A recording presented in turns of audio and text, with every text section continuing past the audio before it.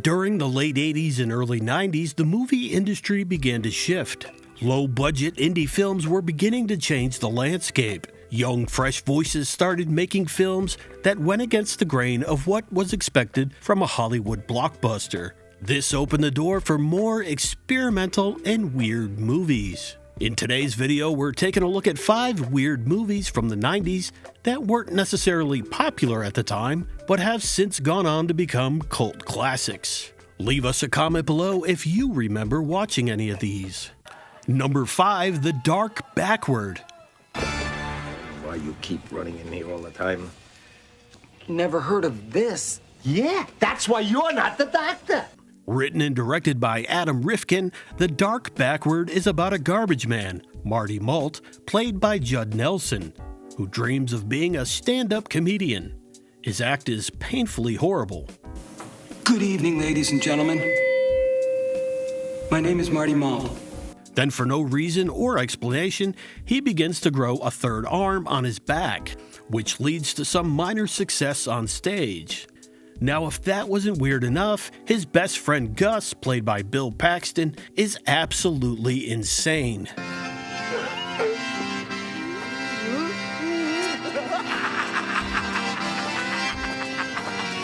The movie actually had quite the cast. It also starred Wayne Newton as a sleazy talent agent, Laura Flynn Boyle as Rosa Rita, James Caan as Dr. Scurvy, and Rob Lowe as Dirk Delta.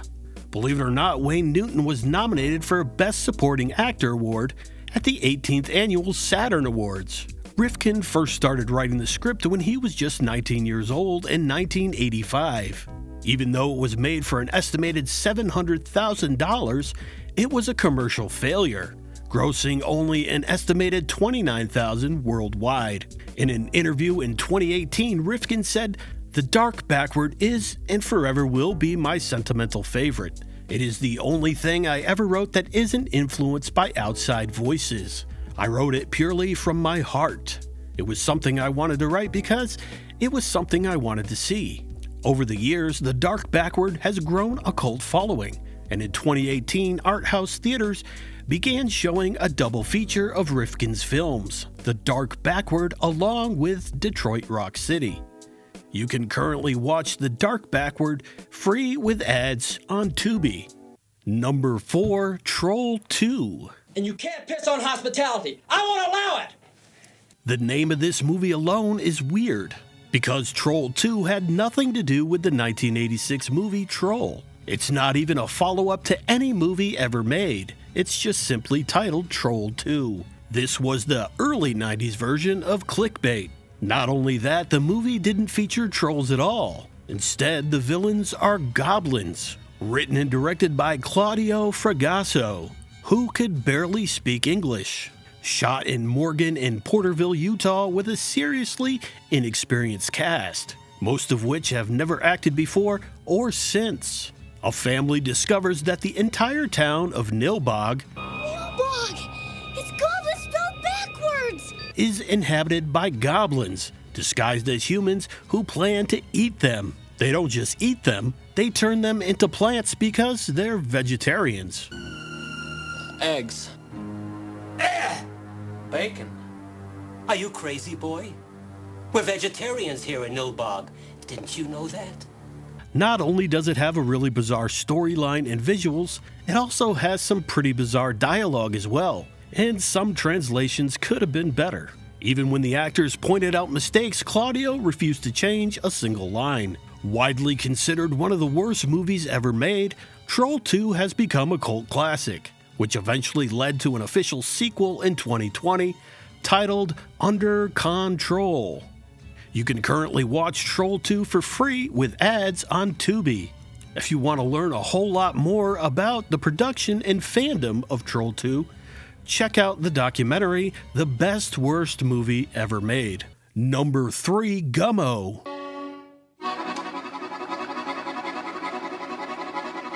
Harmony Korine's directorial debut comes off the heels of writing the hit indie film Kids. In Gumo, Harmony changed the setting to a redneck, white trash, tornado-stricken town in Ohio. Usually this is where I give a plot summary, but Gumo doesn't really have a plot. It's a collage of weird characters and weird situations. Harmony wanted a film that was about the characters rather than the story. Most of the film features Solomon and Tumblr as they go about their day. The rest is filled in by different side stories and bizarre characters. Gumo is definitely not for everyone. In fact, at its world premiere at the Telluride Film Festival, several people walked out during the opening sequence involving a cat. The movie was shot in Harmony's hometown outside of Nashville, Tennessee, and most of the actors were local to the area. None of the houses he shot at were staged.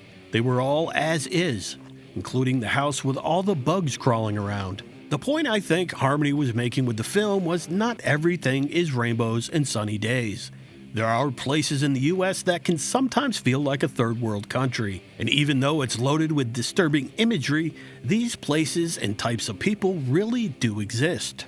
I've never been to Xenia, Ohio, but I have spent some time in Tennessee, and some of the people I've met may mistake Gumo for home movies. The movie built up a cult following with other filmmakers who praised its unique style. Number 2, Bad Boy Bubby. Be still.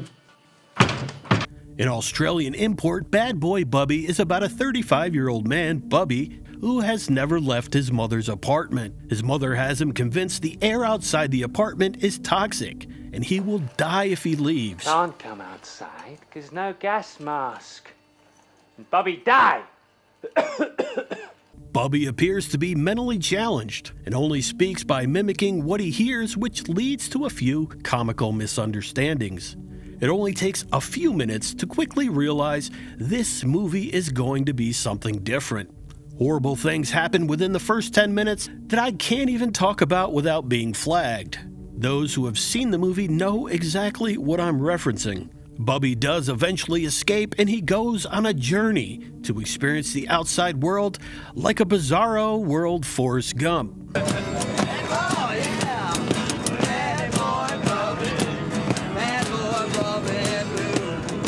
Written and directed by Rolf de Heer, a script 10 years in the making. De Heer experimented with audio by sewing microphones into the wig that Bubby wore, one above each ear, trying to capture what Bubby was hearing, and I'm pretty sure you can hear the camera running in the background. Another weird thing about this movie is there were 32 directors of photography, one for each time Bubby changed locations. The reviews were favorable, and Bad Boy Bubby managed to win several awards, including Best Director and Best Screenplay. Most Americans discovered this movie when it was added to the Tubi library. I do have to warn you, there are a few disturbing scenes involving a cat and cling wrap. Number 1, Naked Lunch. Come, Mr. Lee. You don't have to play dumb with me.